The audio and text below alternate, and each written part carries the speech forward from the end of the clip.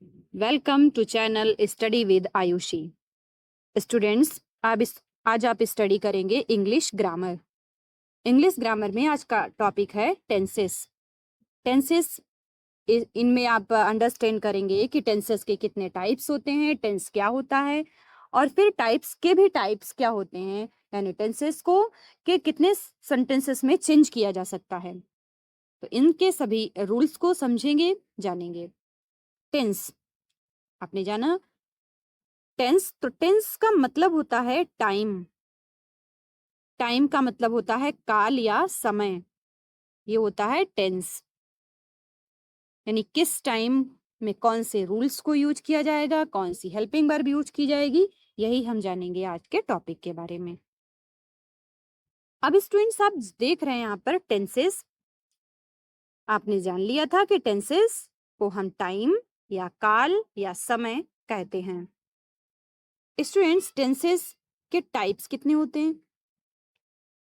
Tenses की 3 types होते हैं। नंबर फर्स्ट को बोलते हैं प्रेजेंट टेंस, नंबर सेकेंड को बोलते हैं पास्ट टेंस, और नंबर थर्ड को बोलते हैं फ्यूचर टेंस। ओके, अब आपने जाना कि टेंस जो है 3 टाइप्स के होते हैं। अब इनके भी पार्ट्स होते हैं, जिसमें आप जानेंगे कि प्रेजेंट टेंस के 4 पार्ट्स, और पास्ट टेंस के भी 4 पार्ट्स, और फ्यूचर टेंस के भी 4 पार्ट्स होते हैं। तो प्रेजेंट टेंस के हैं present indefinite tense, present indefinite जो कि इसे सिंपल भी बोला जाता है, नंबर सेकेंड है आपका continuous, number third perfect, number four perfect continuous. उसी तरीके से past indefinite, past continuous, past perfect और past perfect continuous. Next year future, future indefinite, future continuous, future perfect and future perfect continuous. तो ये हो गए आपके कि टेंसेस के कितने टाइप्स होते हैं। अब आप टेंसेस को कैसे बनाएंगे, ये अब आप इसको समझेंगे। इसलिए टेंस बनाने का जो स्ट्रक्चर होता है, उसमें आपका फर्स्ट पे आता है सब्जेक्ट, सेकंड पे आता है हेल्पिंग वर्ब, थर्ड पे आता है वर्ब, और नेक्स्ट आता है आपका ऑब्जेक्ट। अब आप जानेंगे कैसे कि किस सब्जेक्ट के साथ में कौन सी हेल्पिंग वर्ब और कौन सी वर्ब यूज करेंगे, और यही सेंटेंस को समझना मोस्ट इंपॉर्टेंट हो जाता है। तो स्टूडेंट्स, जो आप ये देख रहे हैं सब्जेक्ट, मोस्टली सब्जेक्ट जो है वो यही होते हैं। जैसे सब्जेक्ट आपका होगा ही, सी, इट, आई, वी, यू, दे। ये क्या है? आपके सब्जेक्ट हैं। फिर सब्जेक्ट यदि कोई नेम हो, वो भी क्या होता है? आपका सब्जेक्ट होता है। इसमें अगर आपका वन नेम है तो ये सिंगुलर होता है, और मोर देन वन यानी एक से अगर ज्यादा है तो वो आपका प्लूरल हो जाता है। ठीक है, जैसे आपका अगर दिया है राम, तो ये क्या है? सिंगुलर है। अगर दिया है आपका सब्जेक्ट में राम एंड श्याम, तो आपका क्या हो जाएगा? प्लूरल हो जाता है। अब इन्हीं के अकॉर्डिंग हम यूज करते हैं हेल्पिंग वर्ब। अब जानेंगे कि हेल्पिंग वर्ब कौन सी होती है। जैसे हेल्पिंग वर्ब में आपकी आती है is, I am, are, was, were, has, have, had. ये सब क्या है? आपकी हेल्पिंग वर्ब है। वर्ब भी आपकी 3 टाइप्स की होती हैं, जैसे फर्स्ट वर्ब, सेकेंड और थर्ड, और फोर्थ फॉर्म में आपका आईएनजी फॉर्म आ जाता है। जैसे यहाँ पर दिया भी है गो, वेंट, गॉन। ये क्या है? आपकी फॉर्म ऑफ द वर्ब है। फोर्थ फॉर्म में आ जाता है आईएनजी। जैसे आईएनजी जो है वो फर्स्ट फॉर्म में ही यूज की जाती है। जैसे गो है तो इसका फोर्थ फॉर्म में क्या हो जाएगा? गोइंग हो जाता है। ठीक है, अब इनको कैसे यूज करेंगे? जैसे ये आपका है सब्जेक्ट। सब्जेक्ट के अकॉर्डिंग ही हम हेल्पिंग वर्ब यूज करेंगे। जैसे अगर ही है सिंगुलर, तो सिंगुलर के साथ हम ही का यूज करेंगे, सॉरी, सिंगुलर के साथ में इज का यूज करेंगे। सी है तो हम इज करेंगे, इट है तो इज का यूज करेंगे। अब आई क्या है? आई के साथ में ऑलवेज एम का यूज करते हैं। वी क्या है? प्लूरल है। यू आपका प्लूरल है, और दे भी आपका प्लूरल है। ठीक है, अब हम जानेंगे हेल्पिंग वर्ब के बारे में। ये है आपकी हेल्पिंग वर्ब। हेल्पिंग वर्ब क्या होती है? हेल्पिंग वर्ब आपकी सहायक क्रिया होती हैं। सहायक क्रिया क्या होता है? सहायक क्रिया वो क्रियाएं होती हैं जिनकी सहायता से हम किसी भी टेंस को बनाते हैं। जैसे देख रहे हैं आप, फर्स्ट में आपका दिया है प्रेजेंट, प्रेजेंट में आपकी जो हेल्पिंग वर्ब्स होती हैं वो कौन सी होती हैं? ये होती है आपकी do, does, is, am, are और has, have, has been, have been. ये आपकी कौन सी हेल्पिंग वर्ब है? ये आपकी प्रेजेंट की हेल्पिंग वर्ब है। नेक्स्ट में क्या है? पास्ट।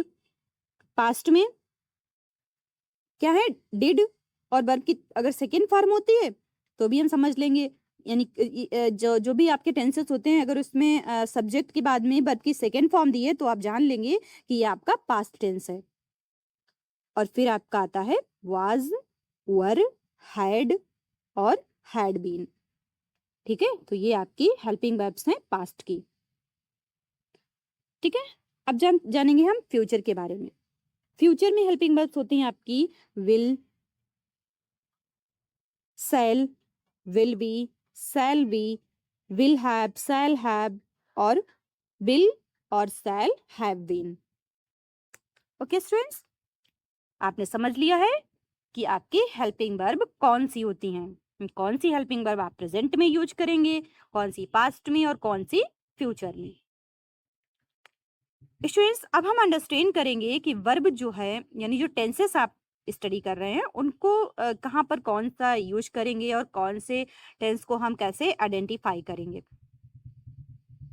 तो स्टूडेंट्स, फर्स्ट में आप देखते हैं यहाँ पर पास्ट दिया हुआ है। पास्ट का जो सिंपल सेंटेंस है उसको हम कैसे बनाएंगे। तो पास्ट का सिंपल सेंटेंस के लिए हम जानेंगे कोई सेंटेंस जिसमें एक्शन यानी कंप्लीटेड एक्शन हो, वहां पर हम यूज करेंगे पास्ट सिंपल। और फिर है प्रेजेंट सिंपल, तो जहां पर हैबिट्स या फैक्ट्स होते हैं वहां पर यूज करते हैं प्रेजेंट सिंपल को, जैसे सी रीड्स डेली। नेक्स्ट है आपका फ्यूचर।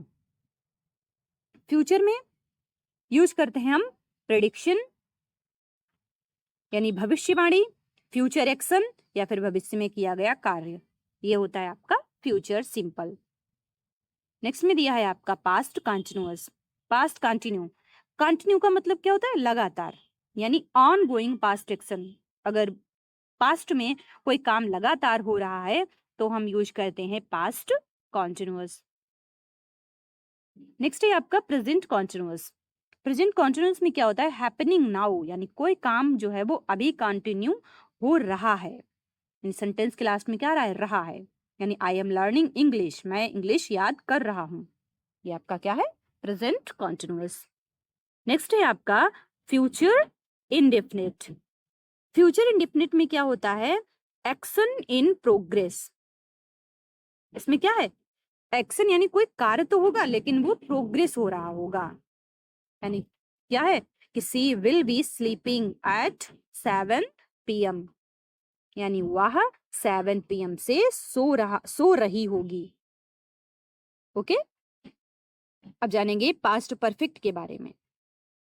पास्ट परफेक्ट में क्या होता है? Action before N other past action, यानी एक्शन होगा और उससे पहले जो है पहले वाला काम जो है वो फिनिश हो, कंप्लीट हो गया होगा। जैसे they had eaten before I left, यानी उसने खाना खा लिया था।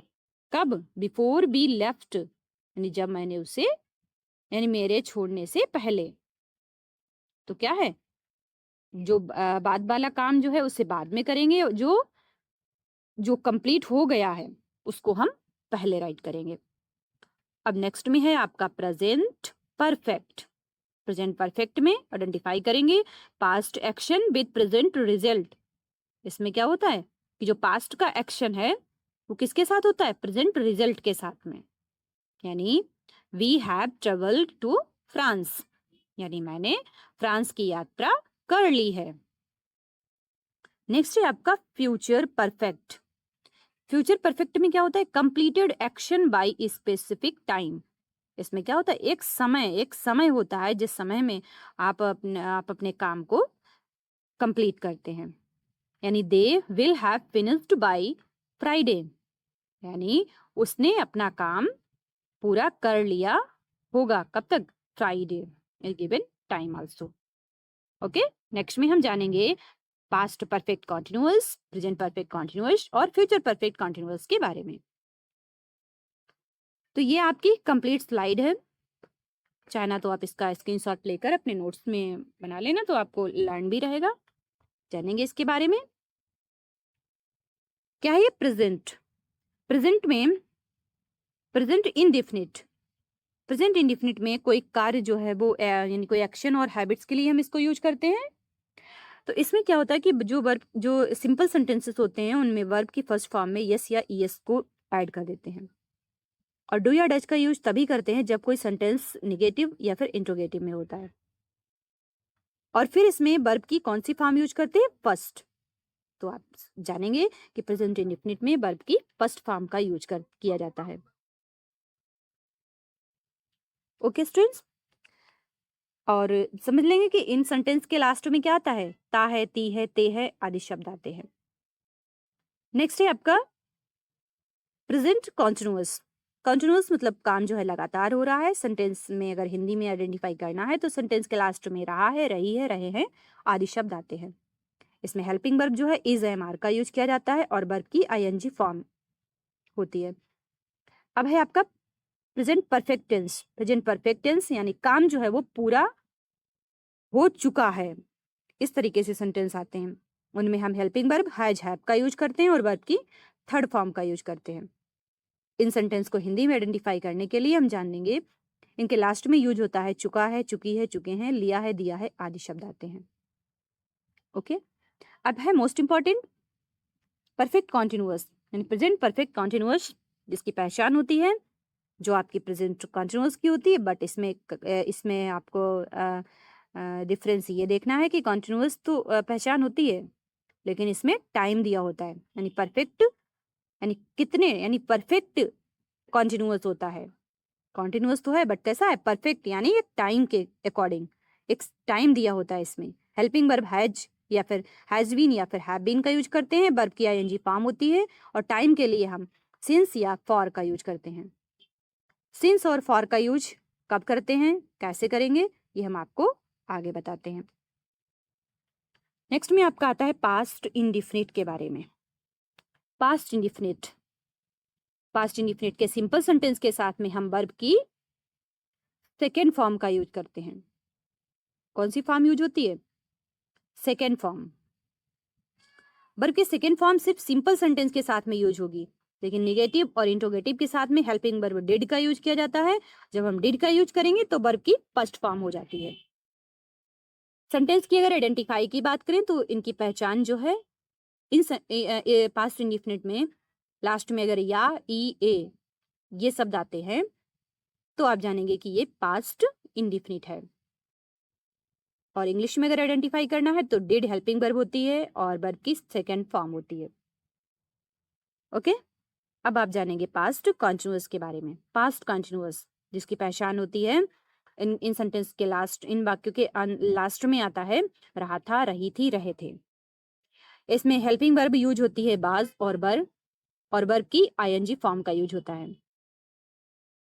ओके, अब आपका आता है पास्ट परफेक्ट।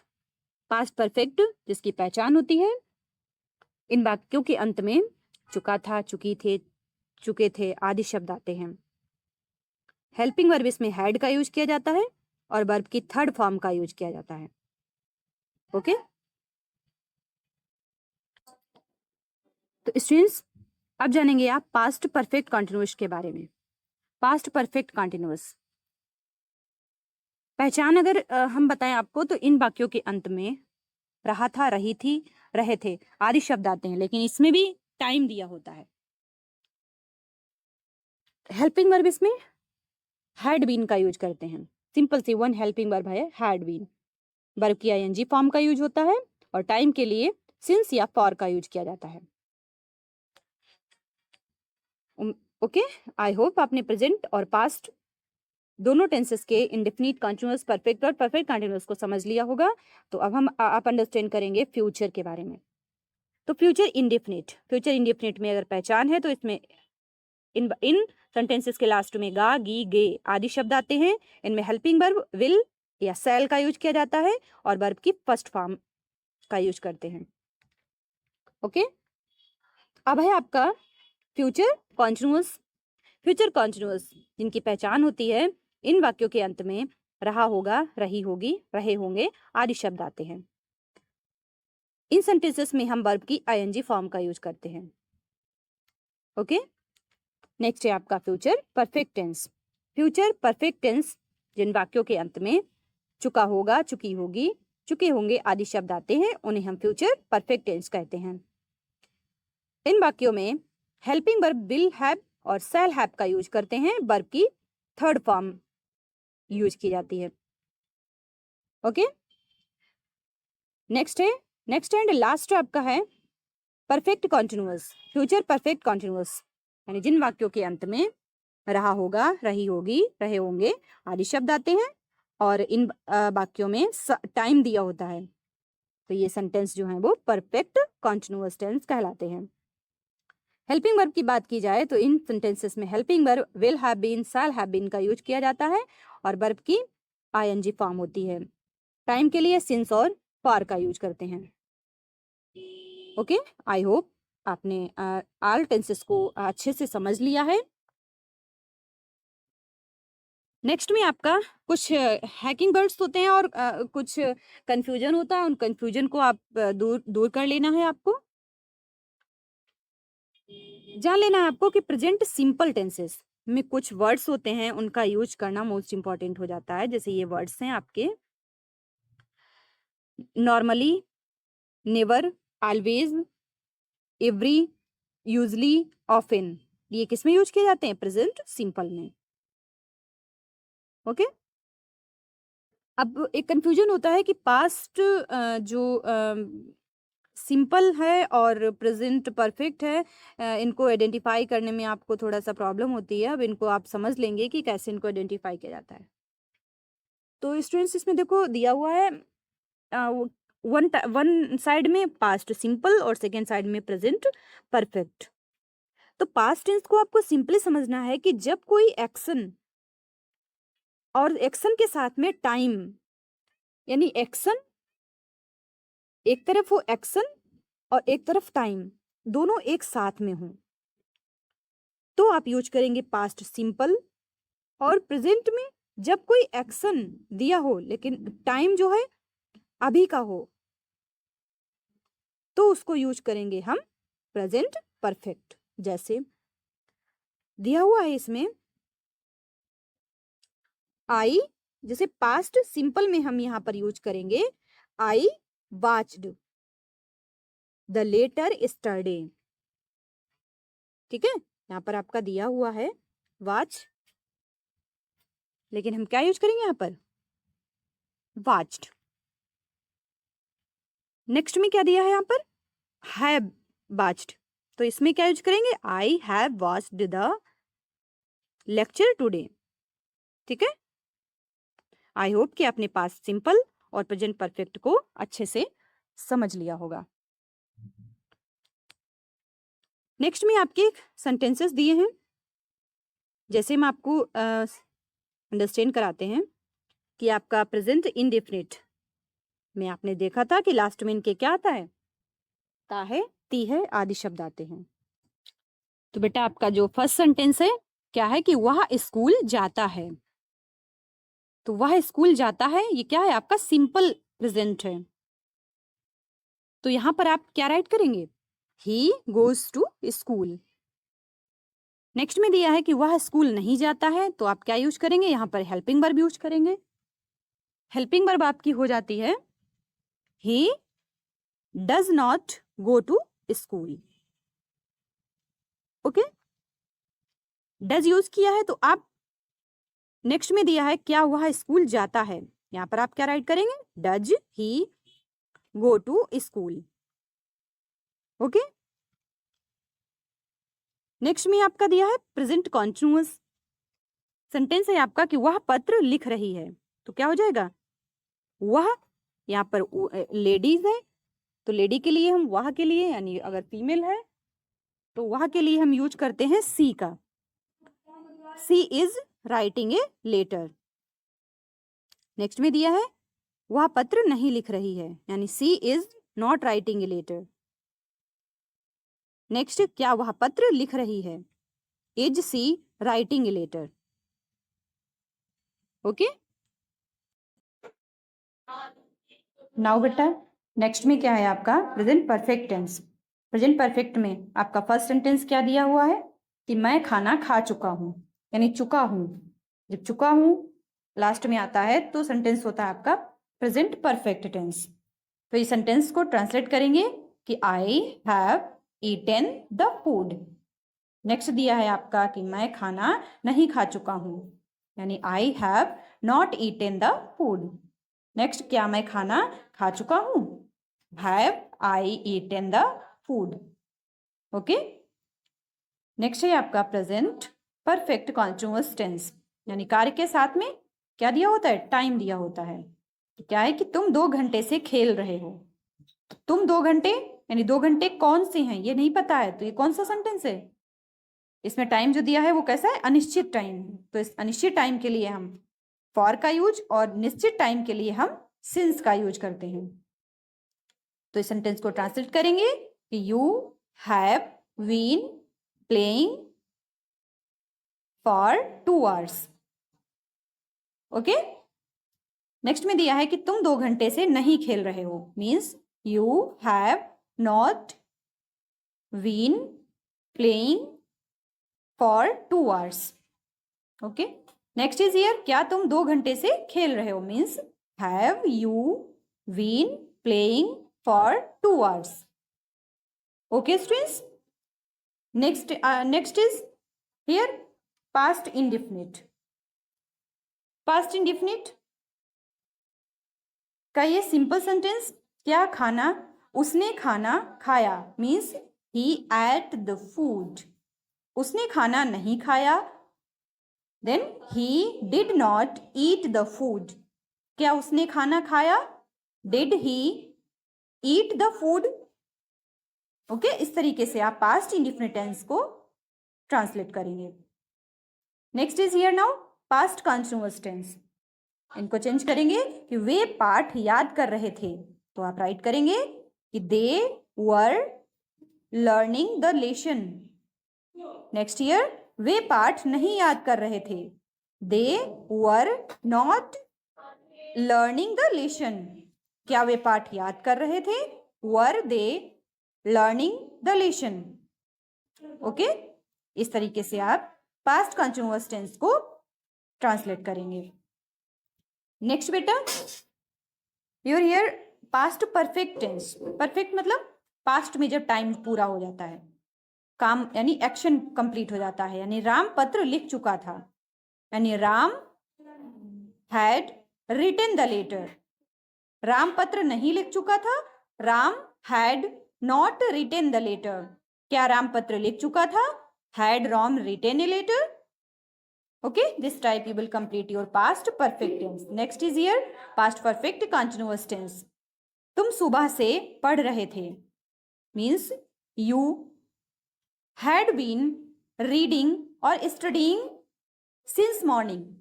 यानी सुबह क्या एक फिक्स टाइम दिया हुआ है कि आप सुबह से पढ़ रहे हो, तो इसके लिए हम since का यूज करेंगे। नेक्स्ट, तुम सुबह से नहीं पढ़ रहे थे, you had not been studying since morning. क्या तुम सुबह से पढ़ रहे थे, have you been studying since morning. Okay. I hope कि आपने पास्ट के आल इंडेफिनिट कंटिन्यूअस परफेक्ट और परफेक्ट कंटिन्यूअस को समझ लिया होगा। Next year future. Future indefinite, वह गाना गाएगा, means he will sing a song. वह गाना नहीं गाएगा, he will not sing a song. क्या वह गाना गाएगा, will he sing a song. Okay. Next is here past continuous tense.